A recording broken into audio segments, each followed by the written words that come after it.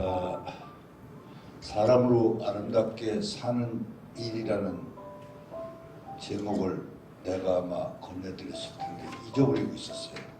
오면서도 이런 제목으로 강의하게 돼 있는지 기억을 못하고 논산에서 자고 새벽에 올라왔는데 그냥 고향에서 오라고 하니까 어쨌든 제가 이제 나이가 70대 중반이 돼서 대부분은 고향인데 후배님들이 강의를 들으러 오 계시지, 그래서 그냥 편하게 강의 준비는 전혀 없이 저녁에도 술 한잔 먹고 놀다가 자고 새벽에 일어났어요. 편하게 왔습니다. 저는 작년에 담배를 오래 펴가지고요 폐암이 왔더라고요. 폐암이 와서 작년 제가 봄에 5월달에 산티아고 순례길이라고 스페인의 프랑스 남부에서부터 스페인을 횡단해서 산티아고까지 가는 옛날부터 그 기독교인들이 순례했던 길이 한 800km 가깝습니다. 나이는 들었지만 제가 아직 야성이 남아 있어서 그리고 또 늙어가는 슬픔이 너를 너무 오랫동안 사로잡고 있었기 때문에 좀 걸어야겠다. 거길 가서 800km를 잘 걸었어요. 한 40일에 걸쳐서 하루에 한 50리에서 한 80리 정도를 힘은 들었지만 잘 마쳤는데 도착해서 갑자기 열이 올라가지고 아무리 그 해열제를 가지고 간 거 먹어도 열이 안 내려더라고요. 그래서 산티아고 이제 시립병원에 실려갔더니 밤새도록 조사하고 나서 하는 말이 당신 폐렴이다. 그때는 코로나가 없던 때죠. 폐렴도 나이 든 사람한테는 중요한 병이니까 어쨌든 거기서 치료를 받고 완전히 완치는 안 되는데 서울 들어와서 폐렴 치료를 계속 받았죠. 받는 과정에서 폐렴이 문제가 아니고 암이 있는 것 같다. 요즘에 폐암이면 무조건 수술합니다. 그러니까 폐렴을 알아서 폐가 깨끗하지 않으니까 수술을 또 바로 못 하더라고. 폐가 깨끗할 때까지 기다려야 돼요. 이게 조직 검사를 해보면 알 텐데 되게 뼈 뒤에 이제 종양이 있거나 그러면 조직 검사 불편하고 거의 요즘은 조직 검사를 안 해요. 요즘 트렌드는 폐에 종양이 있으면 그게 암종이든 암이 아닌 종양이든 어차피 제거해야 되기 때문에 대부분은 그냥 바로 가슴을 열고 수술로 들어가는 게 요즘 그 유행인 것 같아요. 저도 수술을 받으라고 그러는데 의사 선생님은 암이냐? 100% 암이라고는 말할 수 없다고. 그래서 암일 확률이 높지만 우리가 이것만 CT 사진만 가지고 단정할 수는 없다. 마치 품속에 시한폭탄을 하나 안고 여름에 터지면 내가 죽는 폭탄인지 부상만 당한 폭탄인지도 모르고 막연하게 기다리는 그 몇 달을 보냈어요. 보내면서 죽음에 대해서 여러 가지 생각을 하게 됐는데, 그리고 몇 달 후 코로나19가 도착하셔서 지금 저는 코로나 걸리면 거의 죽죠. 폐가 4분의 1을 절제하기 때문에 굉장히 나한테는 불리한 환경 속에 살게 되는데 그동안 마음의 준비는 많이 해왔던 것 같아요. 저는 폐 수술 때도 그다지 두렵지 않았고 또 아이 셋이 있었는데 아이 셋이 내가 수술하니까 월화수 별로 아이 셋이 교대하면서 밤에 지키더라고요. 제 머리맡을. 나 인생을 굉장히 성공적으로 살았다고 생각했어요. 지구상에 내가 죽음 앞에 섰을 때 누군가 밤새 머리맡을 지키고 있는 사람을 내가 살아서 그 아이 셋과 아내도 있으니까 거의 일주일 교환해도 될 만큼 내가 건졌다는 거. 그게 참 굉장히 남는 장사를 한 것 같았어요. 혼자 죽지 않고 죽음의 머리맡에 비록 가족이지만 가족이 아닌 사람들도 뭐 제 말에 뭐 더 지키겠다고 할 사람이 있을지도 모르고 혼자 죽지 않고 죽음을 지켜주는 사람을 두었다는 거, 그것이 내 인생에서 어쩌면 가장 확실하고 가장 행복한 성공이다, 그런 생각을 했습니다. 이 코로나가 오니까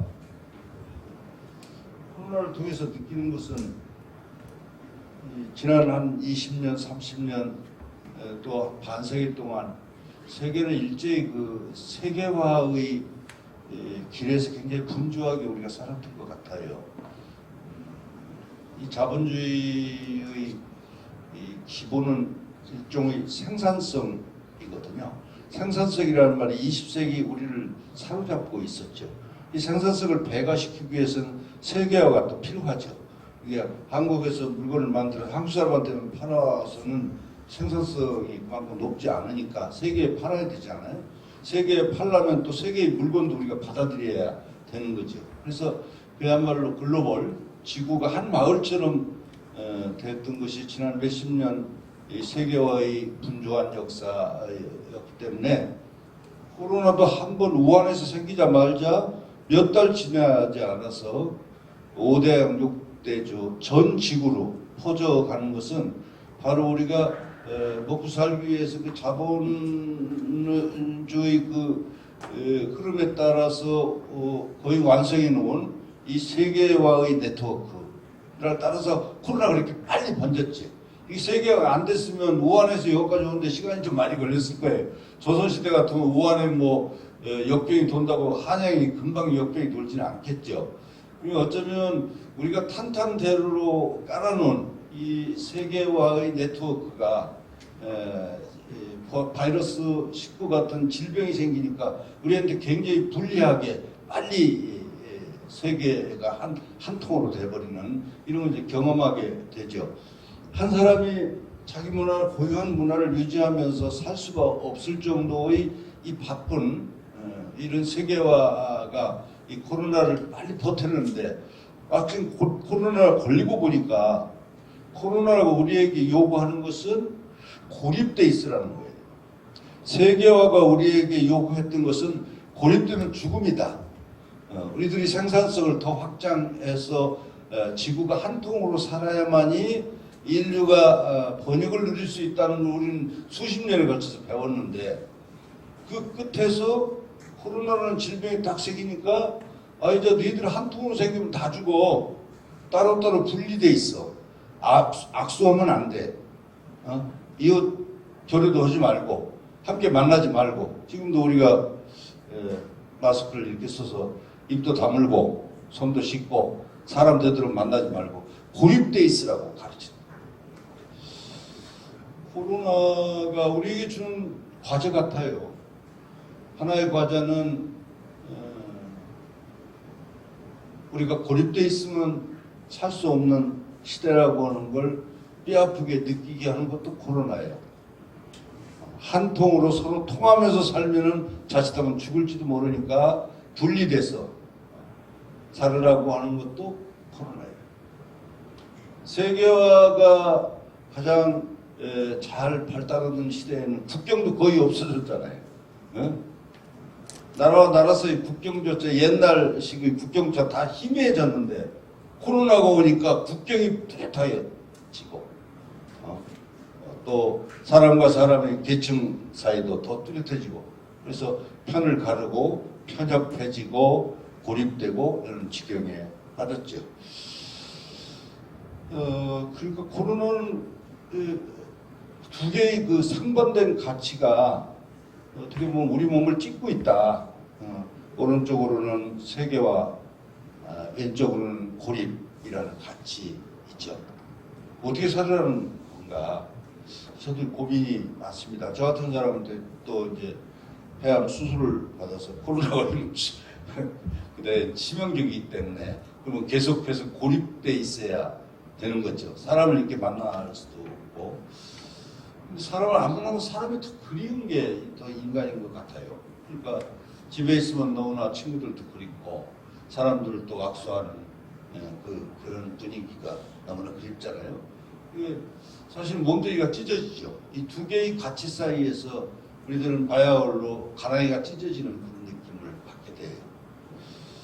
그럼 코로나가 우리에게 준 과제는 그럼 결국은 이러지도 저러지도 못한다는 것, 이쪽 가치를 따라갈 수도 없고 이쪽 가치를 따라갈 수도 없다는 것은 우리의 보고 좀 잠시 머물렀다 가라는 뜻이 아닐까 저는 그렇게 해석을 하고 있습니다. 인류는 그동안 아까 말한 대로 생산성을 쫓아서 너무나 격렬한 분주하게 달려왔거든요. 그래서 어떤 의미에서 우리들의 삶을 안락하고 편안하게 한 것은 사실이지만, 자본주의는 우리를 편안하고 안락한 건 사실이지만, 동시에 이놈은 돈이라고 하는 것이 전 근대적인 그렇지만 인류 보편의 어떤 가치, 이를테면 효라든가 어른을 공경한다든가 사람과 사람 사이에 사랑해야 된다든가 형제간이 우애에 있어야 된다든가 이런 보편적이지만 전 근대적으로 보이는 위대한 가치들을 버리라고 이 자본주의는 우리에게 끝없이 요구해 왔다고 저는 생각하고 있어요. 사람들이 다 진실로 친해지면 이 생산성은 떨어지거든요. 서로 경쟁을 붙여야 이게 생산성이 높아지는 거죠. 서로 싸우지 않고 서로 질투하지 않고 한 몸뚱이가 된다면 누가 소비를 하겠어요? 사촌이 논을 사면 배가 아픈 감정을 계속 건드려 줘야 이게 물건도 팔아먹고 우리가 기업도 되고 하는 거지요. 사촌도 논을 사면 배가 아프게 한다는 것은 반인간적인 전략이라고 할 수 있죠. 인간주의 전략은 아니거든요. 이게 이제 자본주의의 한 그늘의 한 요점이라고 할 수 있겠는데, 그렇게 살아왔기 때문에 이 코로나가 딱 도달하니까 그런 질주, 이 반인간주의적 그렇지만 세계의 생산성 확장을 위한 인류들에게 우리에게 안락함은 주었지만 삶에서 또 다른 것들을 많이 잃었기 때문에 이제 머물러서 당신들이 지금 어떻게 살고 있는가, 인류가 이런 것을 한번 생각해 보라는 매우 시사적이고 훌륭한 찬스다 이렇게 생각을 하고 있어요. 이 코로나는 우리에게 놀라운 찬스를 주고 있는 건 아닌가. 이걸 잘 활용만 할 수 있다면, 우리 지금 굉장히 불편하고 많은 사람들이 고통받고 있는 것도 사실이지만 이것을 무조건 오고 생산성을 확장해온 방식으로만 극복할 일이 아니라 이걸 인문학적 어떤 깊이로 이걸 받아들인다면 우리에게 우리 삶을 뒤돌아보고 지금까지 어떻게 살았는지, 지난 50년 또 개발의 시대, 이 개발이라는 이 요체는 결국 생산성이었으니까 그 생산성을 통해서 우리가 어떤 걸 잃어버렸는지, 어떻게 반인간적으로 반문화적으로 살아왔는지, 우리가 참되게 살고 있는지 이런 것들을 돌아볼 수 있는 굉장히 놀라운 찬스를 코로나가 우리에게 주고 있다 이렇게 생각을 하고 있습니다. 역설적으로. 그래서 저도 거의 집에 있으라고 하는데 집에 안 있고요. 저는 요즘에 거의 매일 고궁 이런 데를 많이 다닙니다. 사람들이 안 와서 너무나 아름답습니다. 마음속으로 그 자연, 그 전각 하나하나가 그야말로 이렇게 고요하게 마음속으로 들어오는 여행을 하기는 쉽지 않아요. 요즘 왕릉 이런 거 많잖아요. 정릉도 있고 서울릉도 있고 서산릉도 있고 우리나라에 그 왕릉이 많더라고요. 저는 왕릉 이 단골 여행 갑니다. 그래서 아침 먹으면 버스 타고 마스크하고 어디 근처의 왕릉 한두 시간 가는 데 가서 거의 하루 종일 그 앞에 맛있는 밥집도 많으니까 밥 먹고 산책하고 걷고. 옛날 같으면 그 중국 사투리 쓰는 중국 관광객들 몰려다니고 경복궁도 너무나 필요하거든요. 요즘 경복궁은 기가 막히게 아름다워요. 사람이 인적이 거의 없습니다. 그래서 그 전각의 계단에 한참씩 앉아 있으면 저절로 내가 어떻게 살아왔나 이런 생각을 하게 되고, 어떤 경우는 눈물겹고 어떤 경우는 후회도 많고 그렇지만 남은 인생이 얼마나 될지 모르지만 그것이 얼마나 아름답고 뜨거운 축복인가 하는 것을 이제 또 감격적으로 느끼게 되고 내 안에 어쩌면 실종되거나 사라졌던 사랑들이 매일매일 움트는 그런 기분을 그런 곡을 부르면서 많이 하고 있습니다. 저 같은 경우는 이 코로나 국면을 정말 잘 활용하는 케이스라고 할 수 있죠. 여러분들이 회사를 운영하시니까 여러 가지 나아가는 게 경우가 또 다르시겠지만 생산성은 떨어지는 대신 내 자신에게 돌아와서 지금까지 살아왔던 방식이나 지금까지 해왔던 회사 경영 방침이나 이런 거 한번 쭉 점검도 해보시고 이걸 불리하게만 우리가 생각할 것이 아니라 나에게 유리한 어떤 다른 의미에서 유리한 찬스가 왔다 이렇게 생각하면 매우 좋지 않을까 그런 생각을 해봅니다. 코로나가 우리 발목을 건드려서 멈춰서 되돌아보게 하고 있다. 이런 관점으로 저는 코로나를 봤으면 좋겠다 말씀을 좀 드리고 싶고요. 저는 본사에 내려온 지 한 8년쯤 됐습니다. 60대 후반으로 밀리는 세월에서 제일 제가 그리운 것이 그 어머니들하고 나이 들수록 어머니가 그리웠어요. 예, 젊을 때는 오히려 어머니가 가까이 있을 때는 어머니가 이렇게 소중한 줄 몰랐는데 제가 이제 60 넘고 어머니 돌아가신 지 오래됐지만 이 불의 바다와 같은 조국의 작가로 살면서 늘 그리웠던 것이 하나는 어머니고 하나는 어디 스승이 없을까? 스승을 찾아 헤매게 되고 어머니를 찾아 헤매게 되더라고요. 그래서 어머니는 돌아가신 지 오래돼서 만나뵐 일이 없고 결국은 그 어머니 몫은 고향이니까 그래서 한 8년쯤 전에 논산이 제 고향이라 논산에 내려와서 둥지를 틀고 이 말년을 보내고 있습니다. 일주일에 한 반 정도 서울에 있고 반 정도는 논산에 있죠. 어쩌다가 아내가 따라올 때도 있지만 대부분 혼자 있습니다. 아내가 오는 곳이 늙은 아내는 잔소리가 많기 때문에 마누라 잔소리가 듣기 싫으면 나 논산 갔다 오고 모텔을 싸고요. 또 논산에 또 한 일주일 뭐 3, 4일 있으면 그 아내의 익숙한 밥이 너무 그립죠. 내가 아내는 바쁜인가 이렇게 말씀하시면은 다른 말로 많이 그렇지 않다는 걸 말씀드릴 수 있지만 그냥 농으로 받아주시면 됩니다. 그럼 논산에 누워있으면 아내는 거의 이게 밥이 필요할 때 아내의 밥을 먹고 싶어 보따리를 싸가지고 또 올라오죠. 그래서 왔다 갔다 하고 있는데 행복한 시기를 보내고 있습니다. 코로나가 오니까 갑자기 사람들이 만나자고 하는 것이 부담을 느낄지도 모르겠고 그래서 이제 어쩌기도 혼자 술 한잔하고 반쯤 취해서 잤습니다. 코로나는 우리나라에서 사망률은 2%가 현재 넘지 않습니다. 교통사고로 죽는 사람은 매일 10명 이상입니다. 평균적으로. 하루에 10명씩 교통사고로 죽어가는 것에 비해서 어떻게 생각하면 코로나가 그렇게 무서운 병은 아닐 수도 있어요. 우리가 특히 사망률도 낮기 때문에. 그런데 우리가 느끼는 코로나에 대한 공포감은 굉장히 큰 것 같아요. 코로나가 우리에게 이해를 가할 수 있는 현실적인 그 데이터는 사실 그렇게 무서워하지 않아도 될 것 같은데 우리가 느끼는 공포감은 그 병이 주는 그거보다도 수십 배 더 높지 않은가.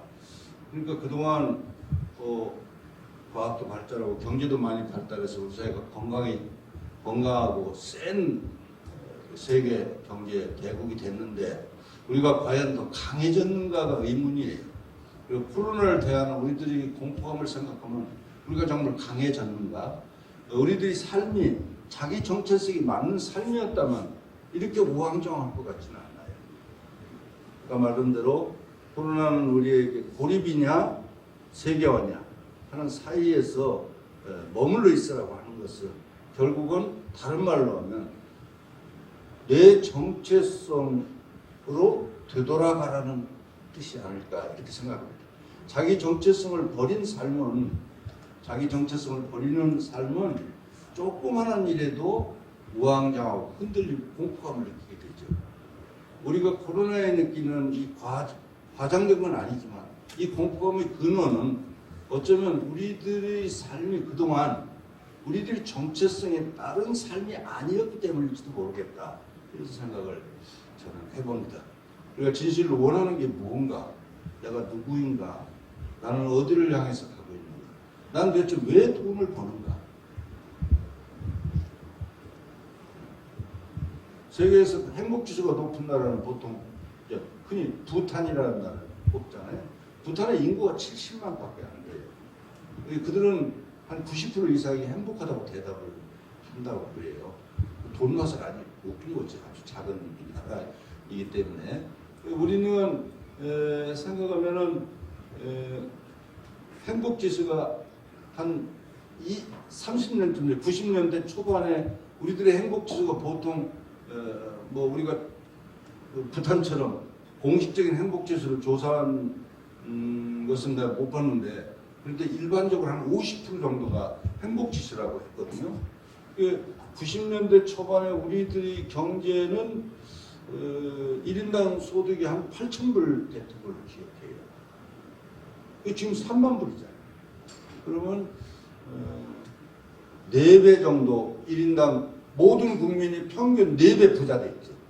90년 초반에서 지금까지 평균적으로. 근데 지금 우리가 여러 데이터를 통해서 나오는 행복지수는 대략 50% 정도입니다. 놀라운 결론이죠.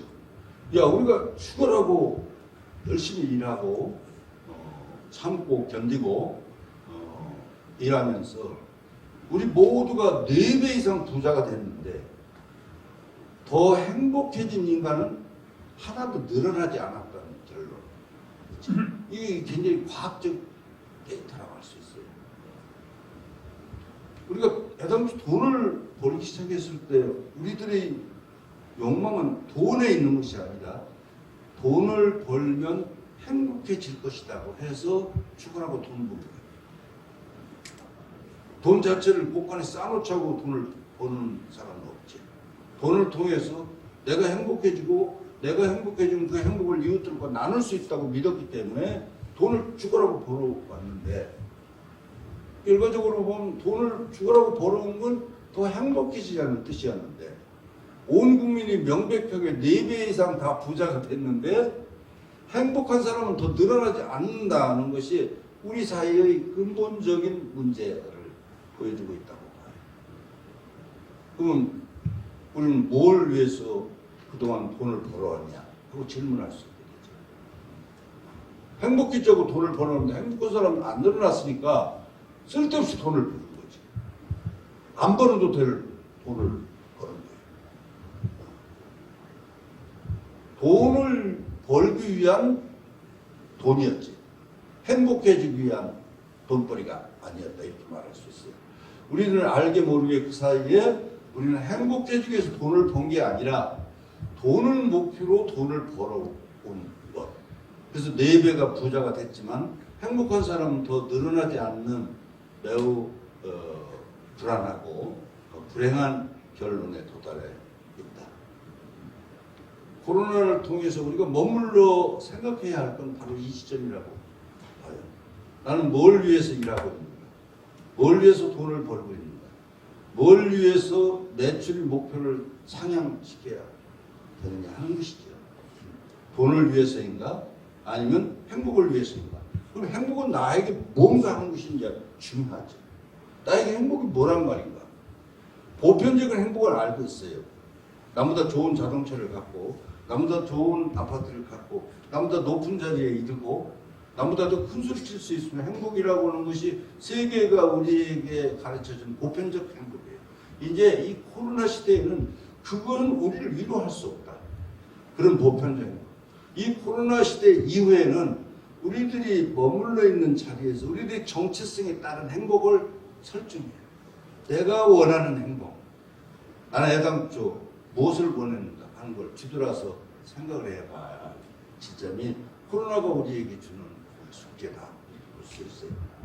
그건 사회 보편적인 세속의 행복이 아니라 진실로 내가 원하는 것, 원하는 행복, 원하는 삶의 의미를 찾아야 할 때. 요컨대 삶이 아름다워지려면 자기 정체성에 맞는 꿈의 설정이 있어요. 나는 왜 높은 사람이 되어야 하는가? 나는 왜 돈을 더 벌어야 되는가? 나는 왜 회사를 키워야 되는가? 하는 것에 대한 세속적인 목표가 아니라 자기 정체성에 맞는 고유한 꿈이라고 하는 것을 설정하지 않고는 앞으로 끝없이 돈을 벌어도 소용없는 노릇이 된다. 이런 것들이 이제 코로나 이후의 우리 삶이 이후의 우리에게 요구하는 삶이 아닐까 그렇게 생각을 하고 있어요. 코로나를 잘 활용만 한다면 우리는 지금 굉장히 고통스럽지만 어쩌면 잘못 가고 있을지도 모르는 삶의 좌표를 제대로 설정함으로써 참된 의미에서 의미가 있는 보람이 있는 삶을 살 수 있게 된다. 저는 거의 매년 그동안 90년대는 매년 히말라야를 가는데요. 가면은 그 미국 같은 데서 연봉을 막 100억씩 받는 그런 성공한 CEO들이 하루아침에 회사를 그만두고 배낭을 머리 꼭대기까지 올려서 메고 산길을 걷고 있는 사람들을 많이 만나거든요. 우리나라 이제 히말라야 가는 사람들은 보통 이제 그 도가니를 좀 단단하게 하기 위해서 와가지고 일주일 안에 안나푸르나 베이스 캠프를 갔다 와요. 보통 일주일 패키지로 가는 그 트레킹 일주일이거든요. 하루는 도착해서 거기서 머물고 도시를 구경하고 히말라야 베이스 캠프를 3박 4일 정도에 점령을 하고 내려와서 하루 머물고 한국으로 돌아와요. 굉장한 거죠. 베이스 캠프를 3박 4일을 외국인들은 유럽이나 미국에서 온 사람은 보통 2주일 걸려요. 2주일 전에 한국 이 중년 남자들은 한 3박 4일에 그걸 전부 다 정복을 한다고요. 3박 4일을 그냥 정복하냐? 매일 또 병치에 술을 시켜서 바꿔요. 히말라야 이제 한 3,000m 넘으면 위스키를 많이 파는데 조니워커 이런 게 한 50불이면 사요. 100% 가짜예요. 이거 병치에 한국 단체 관광객들이 오면은 미리 주인들이 병치에 위스키를 갖다 가요. 병치에 위스키를 시켜 먹는 민족은 없어요. 거기에. 그래서 한국 사람은 그거 먹고 가장 또 먼저 일어나요. 딴 사람도 다 자고 있을 때 한국 사람 다 출발해요. 새벽에 출발하고 얼마나 놀라운 정리예요. 그래서 그 3박 4일에 그걸 극복하죠. 근데 그 외국인들은 하루아침에 그 연봉을 그렇게 많이 받는 사람들이 하루아침에 그만두고 또 와서 이렇게 벗고 있어서 길가에서 이야기를 하는 기회가 있죠. 왜 그러겠어요? 연봉은 많아졌는데 자기도 행복해지지 않더라는 거예요. 월급이 올라가는 것이 어느 정도까지는 나를 행복하게 해요. 5천만 원 받던 사람이 연봉이 1억이 되면 이게 굉장히 행복해지는데 연봉이 5억인 사람이 10억 되는 건 행복해지는 거에 도움이 안 된다는 거거든요. 그러니까 나는 무슨 짓을 하고 있는가 그렇게 되는 생각을 하는 거죠. 그래서 그런 사람들도 들어와서 그걸 겪고 있어요. 저는 인류가 어쩌면 지금 제3의 전쟁에 돌입해 있다. 어떤 전쟁이냐? 이슬람권과 기독교권의 전쟁이 아니라 이 끝없는 이 네트워크, 세계화의 네트워크 안에서 이 생산성을 통한 이 자본주의를 통한 끝없는 그 파이가 커지는 욕망, 그 자본주의의 욕망을 따라가고자 하는 마음과 자본주의가 주는 안락함과 기득권의 일부를 희생해서라도 내 정체성에 맞는 삶을 찾고 싶은 마음과의 전쟁이지. 응? 내가 자본주의가 주는 저 안락함과 기득권을 조금 버려서라도 내 삶을 의미 있게 사는 길이 있다면 그걸 찾고 싶어 하는 사람과 자본주의의 그 애형을 끝없이 늘리기 위해서 불철주야 오로지 달리기만 할 뿐인 사람. 그 두 개의 지향은 사람으로 구별되는 게 아니라 우리들 마음속에 그 전설이 다 있어요. 우리들 마음 두 가지 마음이거든. 나도 그래요. 어떤 때는 책 내면은 야, 이번 책은 좀 한 1000만 권 팔리면 안 되나? 1000만 권 팔리면 이렇게 A형이 늘어나잖아. 근데 또 한편에서는 아니야. 안 팔려도 좋아. 단 한 권이 팔려도 정말로 그 사람의 삶을 바꾸는 위대한 소설을 쓰고 싶어 하는 욕망도 있어요. 이게 두 가지 욕망이거든요. 하나는 자본주의적인 욕망이고 하나는 반자본주의적인 욕망. 그러니까 이 제3의 전쟁의 전선은 따로 이슬람권과 기독교권을 분리되는 게 아니라 우리들 가슴 속에 전선이 다 지나가고 있지. 인류의 미래는 이 제3의 전쟁의 승패로 나는 결정된다고 봐요. 오로지 외형만을 쫓아서 자기 맹목적으로 자기 권력과 돈을 늘리려 할 뿐인 욕망이 인류에서 이긴다면, 겉으로 보면 그 이기고 있는 중이지. 이긴다면 인류에게 나는 미래가 암담하다. 인류는 망할 거다 그렇게 생각해요.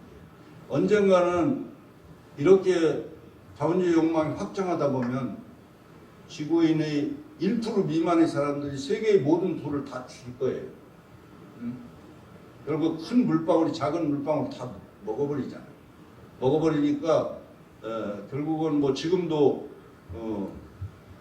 여기 사장님들이 다 독립적으로 자기 회사를 키우고 있다고 느끼지만 큰 회사들하고 연계를 생각하면 과연 내가 정말 독립적인 기업을 하고 있는지는 의문이 들죠. 세계는 제가 소금이라는 소설을 썼지만 이 빨대의 네트워크 같은 거예요. 자본주의라는 거. 이게 미국 같은 데는 빨대를 가지고 있는 게 아니라 깔때기지. 거대한 깔때기를 뽑고 대한민국에도 받고 있어요. 미국 애들이 빨아먹죠. 근데 이제 자기 먹이가 줄면 안 되니까 자기가 100을 빨았다면 한 50은 돌려줘요. 살려서 와야 계속 빨아먹을 수 있잖아요.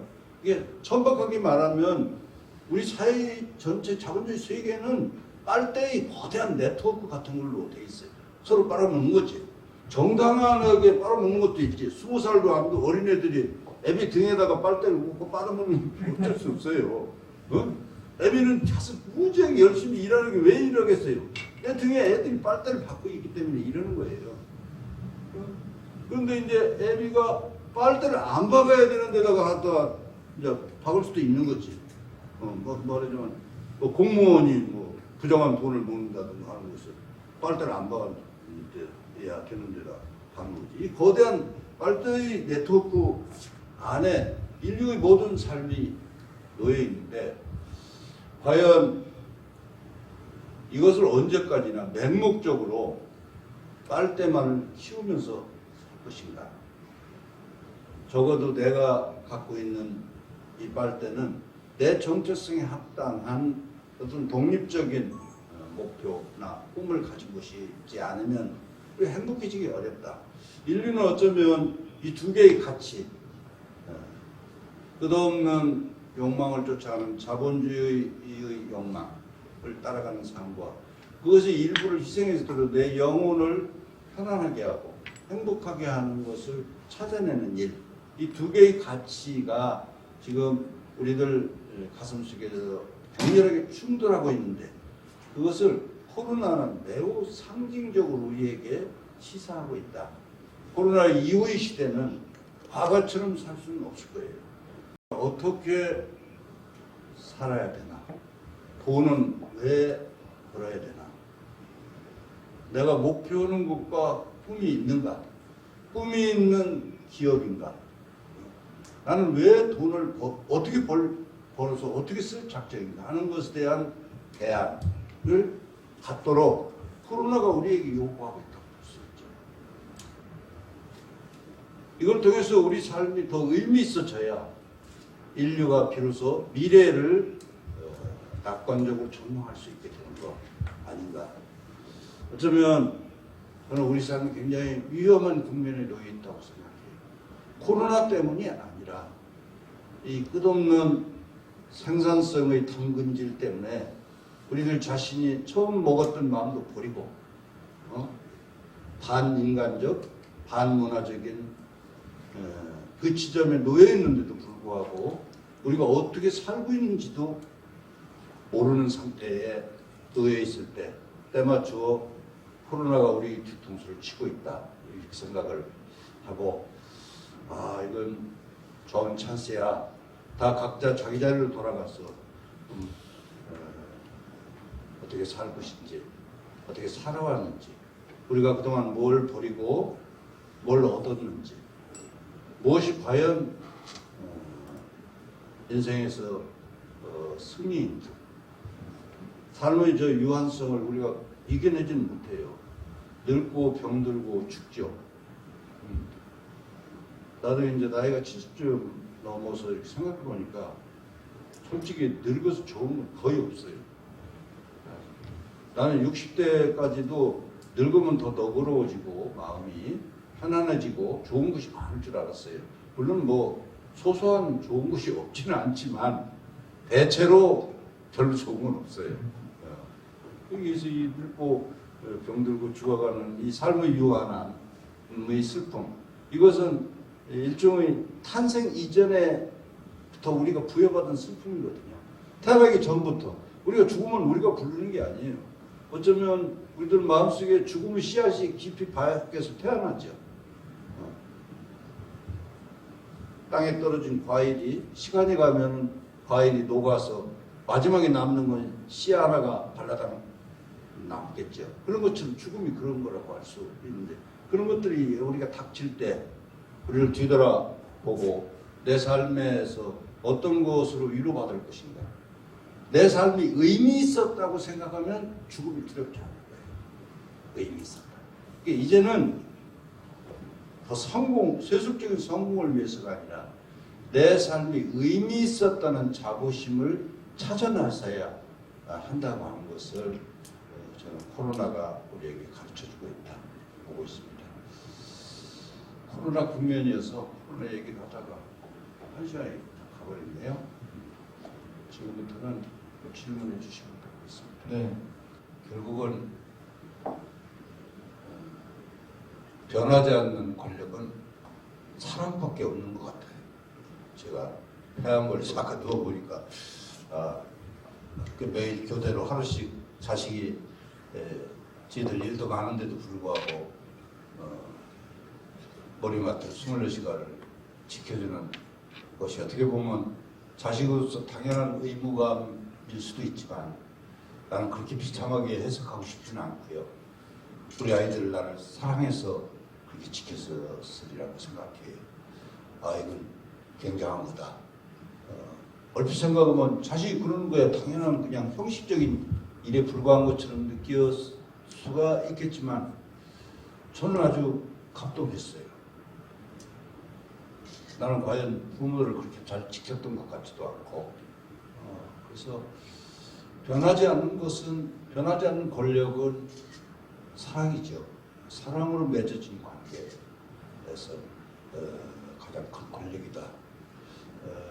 우리가 그동안 이 자본주의 발달에 따라서 너무나 분화되고 우리 사회가 너무나 갈등이 지금 사장님 말씀대로 많아져서 이제는 오로지 돈만 쫓아서 불철주야 달려오면서 생겼던 자본주의 그늘이 우리들에게 지금 안갚음을 하고 있는 중이라고 저는 보죠. 우리가 사회가 저렇게 굉장히 폭발적으로 갈등이 생겨나는 것은 우리를 행복하게 어렵게 만들잖아요. 우리가 안갚음을 당하고 있는 것이다. 지금이라도 제자리로 돌아가서 가장 변하지 않는 우리들이 아름다운 가치는 좀 번박한 말로 인간 중심주의라고 할 수 있는 거예요. 사람 중심이라고 하는 것이죠. 그런 걸로 그 갈등들을 극복해 나가려는 노력이 있어야 할 것 같고요. 제가 정체성이라고 말하는 것은 이런 거대 담론으로서의 이야기가 아니라 사람마다 다 꿈이 다르지 않겠어요? 우리 김병순 사장님은 지금 기업을 크게 하실 건데 혹시 이 기업을 확장하고 돈을 벌어서 무엇이 나를 행복하게 할까? 매출이 올라가는 것이 김병순 사장님이 행복한가?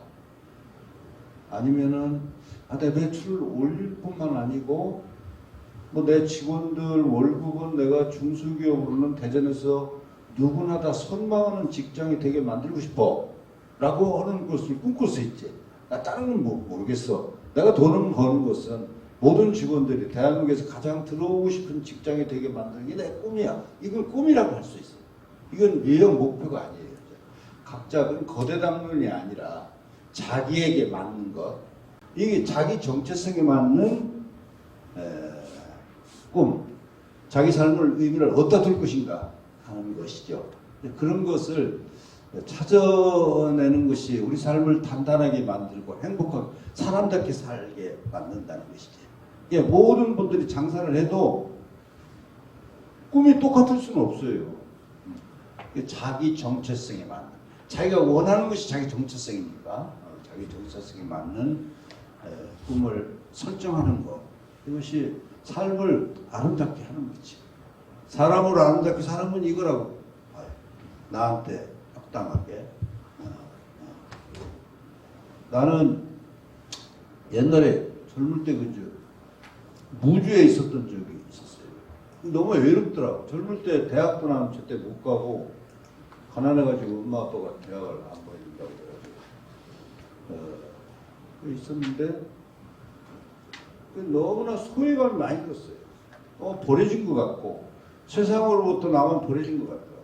그래서 꼭 작가가 되겠다는 생각은 없었고 글을 썼죠. 거기서 사람도 없고 그 예전 산골에서 친구도 없고 놀 것도 없으니까 노트에다가 그냥 억울하고 분한 마음을 글로 쓰는 거예요. 세상에다 하고 소리 지르고 싶은 마음을. 근데 어떤 날 나보다도 더 훌륭하고 머리가 좋은 친구가, 내가 존경하는 친구가 있었는데 오다가 내 방에 있다가 내가 나간 사이에 내 노트를 보고 내가 나갔다 들어오더니 그 친구가 그러더라고. 내 노트를 읽다 말고 일어나면서, 범씨 너 이제 보니까 너 소설을 쓰는구나? 그렇게 말을 해요. 나는 그 소설이라고 생각하고 쓴 게 아니에요. 그냥 누구 대리인 하나 내세워서 외롭고 분하다, 세상은 불공정하다 하고 세상을 원망하는 얘기를 많이 썼어. 써놨는데 그 친구는 그걸 읽고 소설이라고 느낀 거지. 범씨 너 소설 쓰는구나 할 때 그 소설이라는 말이 내 안에서 폭죽처럼 터지는 느낌이었어. 어제까지는 의미 없이 낙서를 하고 있었는데 친구가 그걸 소설이라고 이름을 붙여주니까 엄청나게 의미가 있어지고 내가 인생에서 내 정체성을 찾는 순간이었죠. 그게 바로 내 정체성. 저는 평생 소설에서 벗어나서 산 적이 없어요. 이걸로 성공한 게 있다면 이걸로 성공했고 실패한 게 있다면 이걸로 실패했죠. 그래서 저는 제 삶이 객관적으로 남과 비유할 때 성공했는지 실패했는지는 알 수 없지만 제 자신에게는 자부심이 가득한 삶을 살고 있죠. 이것은 내 정체성에 합당한 삶을 살았기 때문에 정체성에 맞는 삶이 아니면 어떻게 성공해든 다 헛된 탈이라고 보시면 안 된다고 보거든요. 그래서 그런 것들을 요즘처럼 이 코로나 때 책도 좀 읽고, 책을 보통 어른들이 많이 안 읽잖아요. 책을 안 읽는다는 것은 생각하는 방법을 잃어버린다는 거예요. 우리가 평소에도 여러분 다 생각한다고 느끼지만 그냥 세상에 우리가 주입해준 습관에 의한 생각은 생각이 아니에요. 나 자신이 내게 맞는 그것이 생각이지, 세상에 우리에게 주입해준 가치대로 습관적으로 그냥 생각해버리는 것을 우리가 생각이라고 할 수는 없어요. 노인들은, 내 동창들 보면은 완전히 다 꼰대예요. 생각 자체가. 하나같이 광화문 집회에 나가야 하는 건 나는 왜 노인들이 이렇게 될까? 자기 생각이 없는 거예요.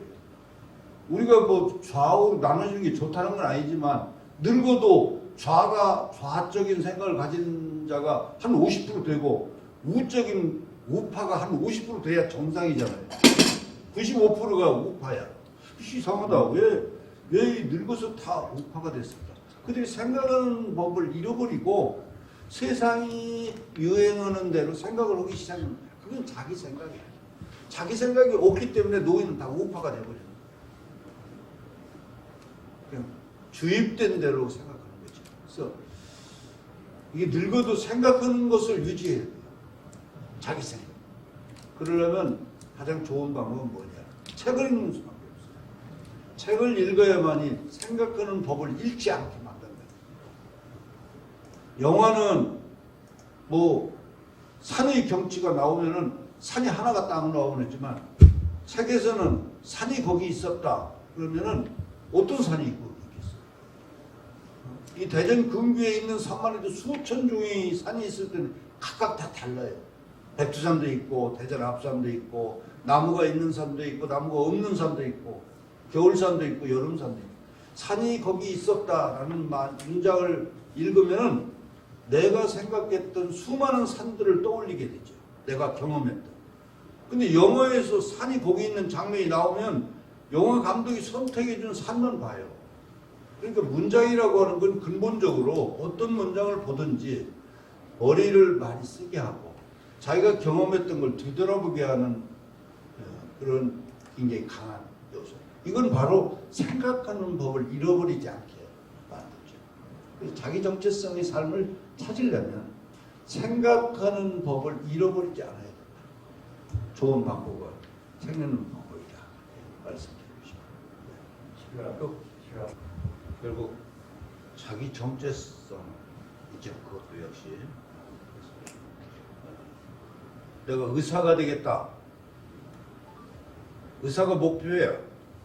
보통 어머니들이 전부 다 목표와 꿈을 똑같은 것으로 보잖아요.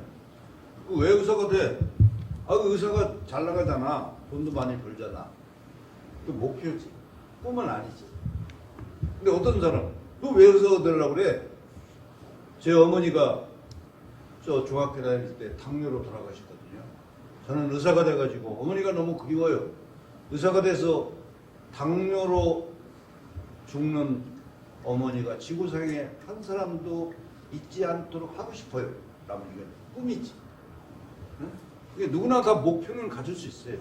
그리고 누구나 다 목표를 이룰 수 있어요. 노력하면. 머리 좋고 노력하면 왜 못 이루겠어요?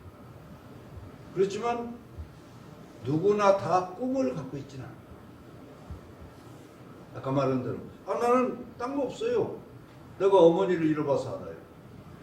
당뇨 때문에 어머니를 잃는 소년들이 지구상에 한 명도 없게 만드는 것이 내가 의사가 되고 싶은 이유예요 라고만 설명할 수 있다면 그 사람은 꿈이 있는 사람이죠. 꿈은 굉장히 위대하게 만들어요.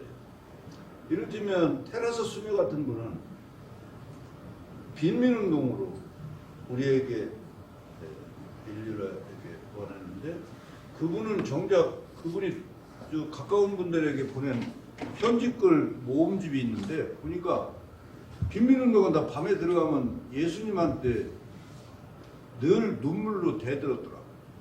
믿지도 않았어요. 예수님은. 당신이 정말 있기는 있냐고 다잡아 물은 적이 많아요. 그 사적인 편지에 보면. 주님이 있기는 있냐. 자기는 빈민운동하면서 돌아다니니까 세상에 예수님이 없는 것 같은 거야. 신이 있다면 있고를 이게 뭐야. 그래서 막 신에게 늘 반항하고 주여 당신은 어디 계십니까? 정말 있기는 있습니까? 라고 어떤 의미에서 테레스 수녀의 마음속에는 보통 사람보다 믿음이 없었던 사람. 신에게 늘 반항하고 신을 부정하고 완전히 반항해요. 그러나 그럼에도 불구하고 그는 빈민운동을 통해서 인류에게 하나의 지도를 제시했어요. 우리는 빈민을 어떻게 대해야 되는가 하는 것을 우리들에게 가르쳐 주는 것이죠. 그 양반이 뭐 빈민을 몇 명이나 구제를 했겠어요. 인류의 수많은 빈민이 그 사람이 실제 구제한 것은 몇 명 안 될 거예요. 근데 안 되겠지만 어떻게 인류는 빈민의 문제를 대해야 되는지를 우리에게 지도를 제시하는 삶을 쓰는 거죠. 이런 거 바로 꿈꾸는 삶이라고 할 수 있는 것이죠. 그러니까 작든 크든 간에 그런 것 같아요. 행복해지는 건 나는 행복해지는 자들은 따로 있다고 봐요. 성공해서 행복해지지 않아요. 제가 듣기에는. 성공 안 해도 어차피 행복한 자들은 행복하더라고. 엄청나게 성공해도 행복하지 않은 자는 행복하지 않는다는 걸 많이 경험을 했어요. 내가 국민학교 선생하는 친구 하나가 있었는데 그 친구는 평생 뭐 초등학교 선생하다가 나오다가 훨씬 오래전에 죽었어요. 10년이. 하도 막걸리를 많이 먹어가지고 후유증으로 죽었는데 그 같이 나하고 학생 때 그 연인들처럼 데이트도 많이 했는데 뭐 비 오는 날 우산을 쓰고 나면 한 조금 걷다 보면 우산이 전부 다 3분의 2가 나한테 와 있어. 그럼 내가 야 너는 어깨가 졌잖아. 그럼 이제 우산을 밀지. 그러면 아 그런가? 그리고 또 우산이 가운데 가요. 근데 조금 걷다 보면 항상 나한테 와 있어요. 그 사람이 뭐 알고 나한테 우산을 미는 게 아니에요. 그냥 자기가 사랑하는 친구니까 자기도 모르게 무의식적으로 자기 중심보다 나한테 우산을 씌워주는 거예요. 나는 작가로 성공해서 돈도 많이 벌었고 초등학교 선생은 저보다 훨씬 낫지. 근데 만나서 막걸리를 마시다 보면 세상에 대한 불평도 그 친구는 거의 불만도 없고 애 아들 둘 키웠는데 걔들도 뭐 늘 칭찬뿐이야. 아니 공부는 잘 못해지만 뭐 훌륭하다 이거야. 그래서 항상 내가 그 인기 작가 그때 오히려 지금보다 훨씬 내 인기 있었던 시대인데 항상 만나고 집에 갈 때는 나는 무지하게 불행하더라. 그 친구에 비하면 나는 엄청나게 성공한 사람인데 나는 불행하고 그 친구는 행복했어요. 그래서 행복은 소크라테스의 말로는 자족 속에 있다고 했거든. 자기 만족에 있는데 이 자기 만족의 긍정은 성격에서 오는 게 아니라 난 타고나온 DNA에 있지 않을까 이런 생각을 해요. 그런 행복한 사람은 정해져 있고 그 다음에 제일 훌륭한 사람은 위대한 사람이지. 위대한 사람은 아까 말한 대로 꿈이 있는 사람. 그리고 꿈을 향해서 열심히 걸어가지고 인류에게 하나의 지도를 제공해 주는 사람이지. 이렇게 살아라 하고 지도를 제공해 주는 그런 사람들은 위대한 사람. 이게 보통 사람은 그렇게 못 살아요. 우리는 보통 사람들은 가끔 행복하고 가끔 성공했다고 느끼지만 부동심이 없기 때문에 지속적으로 행복을 하려면 부동심을 가져야 돼. 부동심은 부처 같은 마음을 가져야 되는데 욕망이 많고 막 위대한 일을 많이 했다고 행복해지는 건 아니에요. 부동심이 없어 행복이 안 돼요.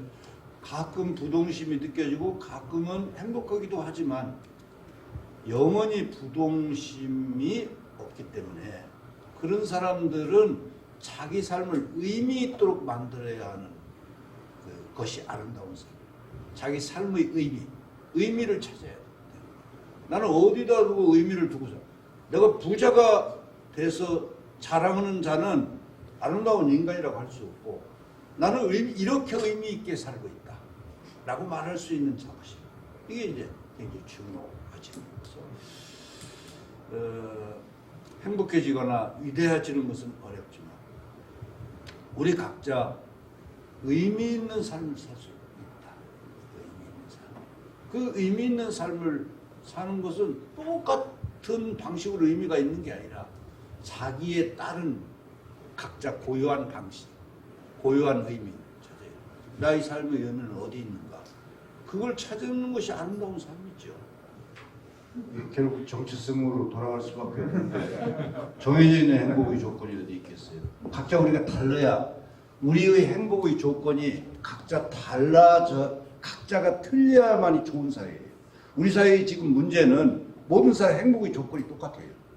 돈만 있으면 돼요.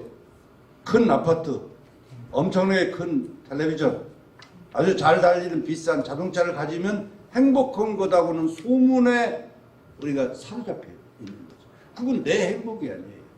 지금 제가 강의한 가장 요점은 우리가 무엇으로 행복해질 것인지 각자가 설정하는 삶을 살아야 비로소 아름다운 삶이라고 할 수 있다. 제가 그 행복지수가 높다는 부탄에 갔었는데, 부탄에 몇 차례 갔었는데 한 4,000m 어떤 좀 높은 마을에 갔어요. 3,000 몇백 미터 됐던 것 같아요. 마을 사람들이 다 나와 모여 있더라고. 그래서 무슨 일이냐고 그랬더니 아니 고승이 온다고.